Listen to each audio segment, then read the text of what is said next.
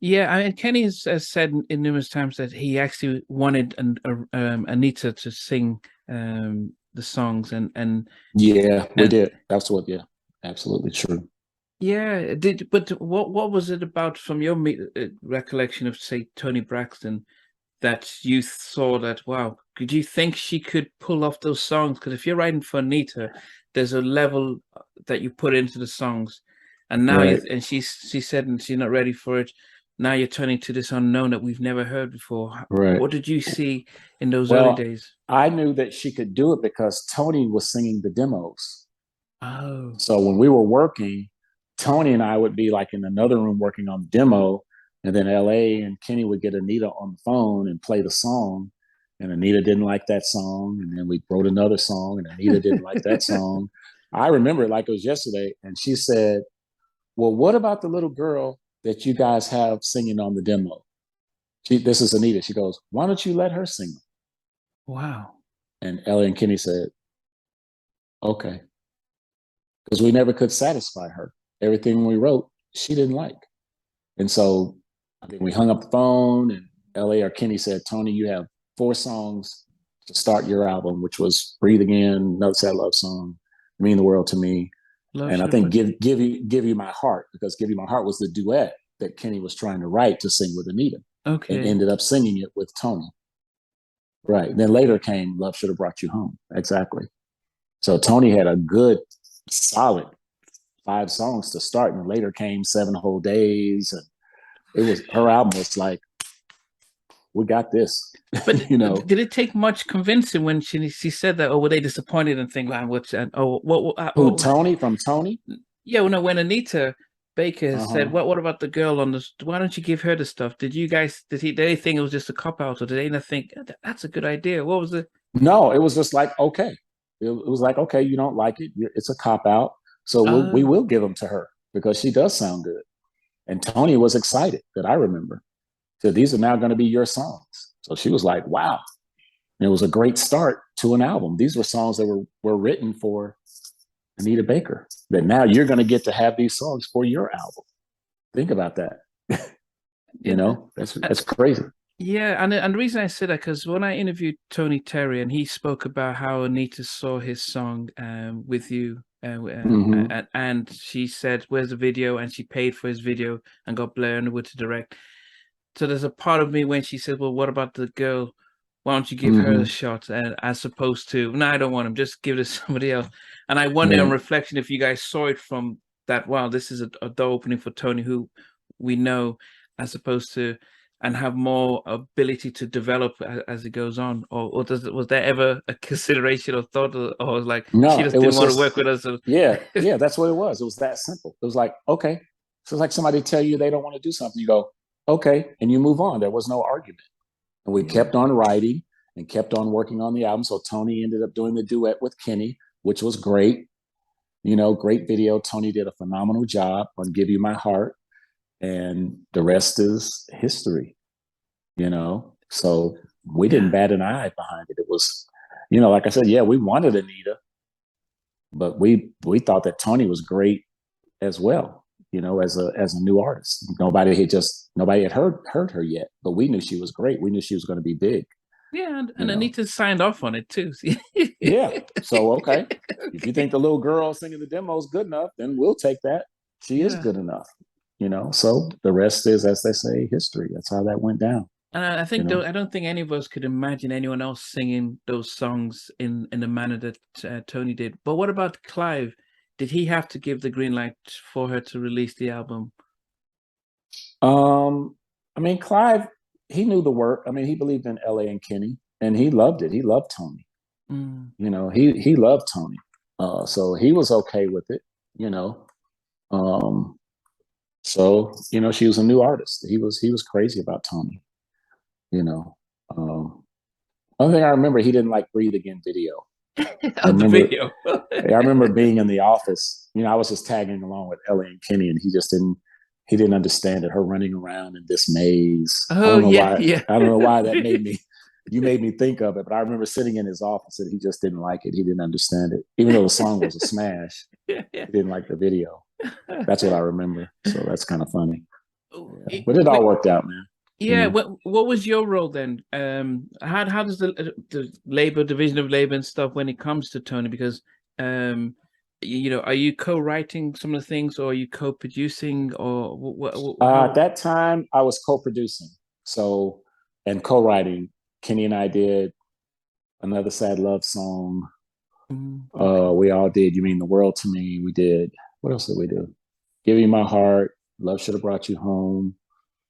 So I was actually doing more producing. I was doing vocals with Toni, and I loved working with. Still to this day, Toni's my favorite Mm, voice to record. I love working with Toni. I love recording her voice. There's something about hearing it come back in yeah. the speaker. So at that point, I was producing with them. Okay. Yeah, they had given me the reins, and me and Toni would spend time together producing, and they would do something or whatever it may be, you know. So, but yeah, I had started assuming a lot of the production, co-production Your with them. production. What Yes, was your sir. favorite Yeah. song on the on her debut album? You Mean the World to Me. Oh, okay. Yeah, it's still one of my favorite songs. Something about the way it Right. sounds. It's very pure. She was just so raw and untapped. You know what I mean? She followed direction well. Then Wow. you have a new artist and they do what you tell them, and she just interpreted all the ad libs and the things that we would come up with. It's probably one of my top three songs, just favorite songs, because of the Wow. way it sounds and the way she delivered it. You Mm. know, just the way it sounds. It just sounds really good to me. It's something about the music and all that that Kenny put together that I love.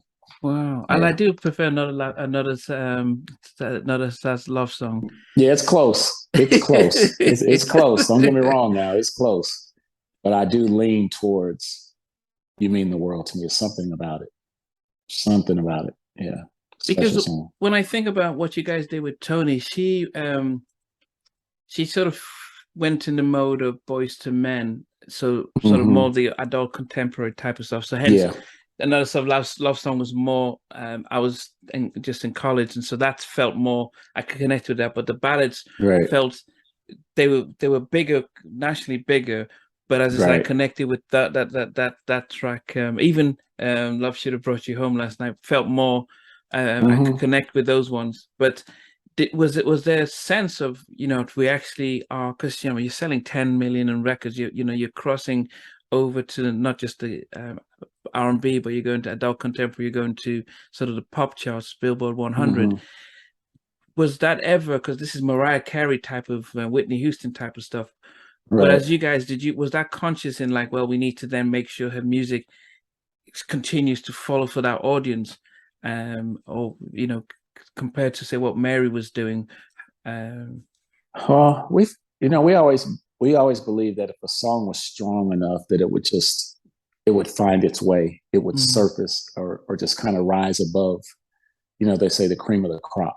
yeah. That kind of stuff is probably more of a Clive kind of a thing, Oh, you taking it, know. moving it around. Yeah, but for us, they said if we thought it was a smash, you're not going to hold it back, no matter what Wow. it is. It's just not going to be held back. You can say it's this or it's that, but Yeah, if it's really great, it doesn't have a genre. It's just gonna go yeah. everywhere that it needs to go. So I never focused on that. Me personally, I never did. Even just me doing things on my own, I never pushed that kind of that stuff to me. I maybe should have, but I don't know.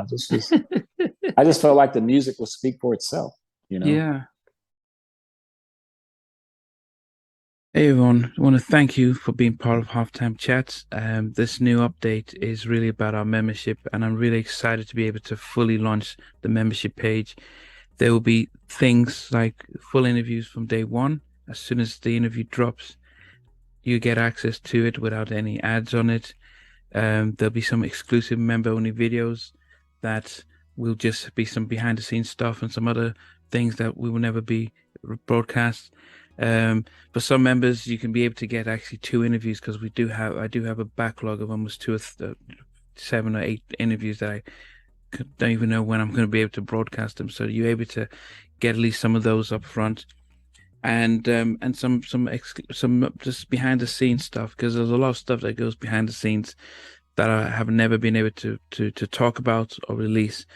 For anyone else, you know, the videos would still be the same over a week or a week and a half or 2 weeks, depending on how long it is.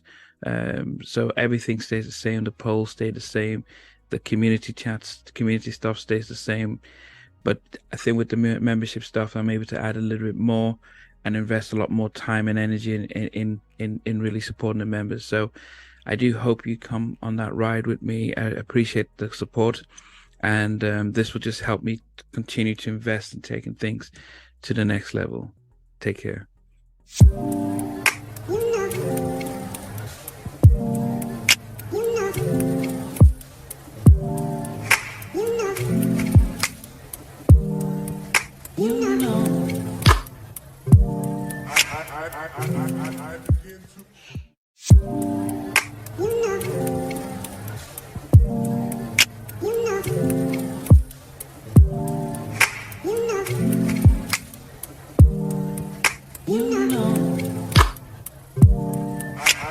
I